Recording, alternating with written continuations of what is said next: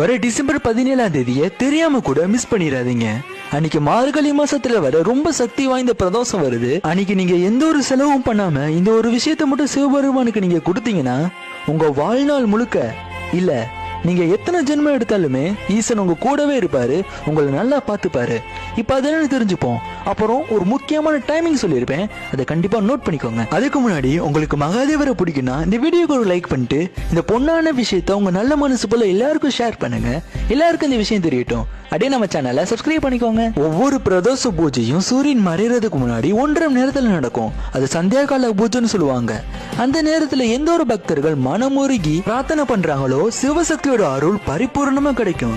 அவங்க உங்க தவறுகளை மன்னிச்சு உங்க கருமாவை கிளியர் பண்ற நேரம். இப்ப அந்த நேரம் என்ன, இந்த பிரதோஷ வழிபாட்டோட பலன்களை தெரிஞ்சுப்போம். நீங்க ஒவ்வொரு பிரதோஷத்து அன்னைக்கும் ஈசனை தவறாம மனமுருகி வணங்கும் போது உங்களோட போன ஜென்ம கருமா இந்த ஜென்மத்தோட கருமாவை படிப்படியா ஈசன் குறைச்சுக்கிட்டே வந்துடுவாரு. தீய சக்திகள் எதுவும் உங்ககிட்ட நெருங்க விடாம உங்க மனசுக்கு ஒரு அமைதியை கொடுத்து உங்க குடும்பத்தை சந்தோஷமா வழிநடத்தி கூட்டிட்டு போவாரு. இப்ப அந்த நேரம் என்னன்னா சாயங்காலம் 4:45 இருந்து 6:15 வரைக்கும் இருக்கு. இந்த நேரத்துல நீங்க சிவபெருமான வணங்குறது மினி யாகம் நடத்துறதுக்கு சமம். நீங்க கோவிலுக்கும் போய்க்கலாம், வீட்டுல இருந்து பூஜை பண்ணிக்கலாம். அப்படி சிவபெருமானுக்கு எந்த ஒரு செலவும் இல்லாம என்னதான் கொடுக்கறதுன்னு கேட்டீங்கன்னா உங்களோட புனிதமான அன்பையும் பக்தியும் கொடுங்க. அவரோட மனசை நீங்க ஜெயிச்சிருவீங்க.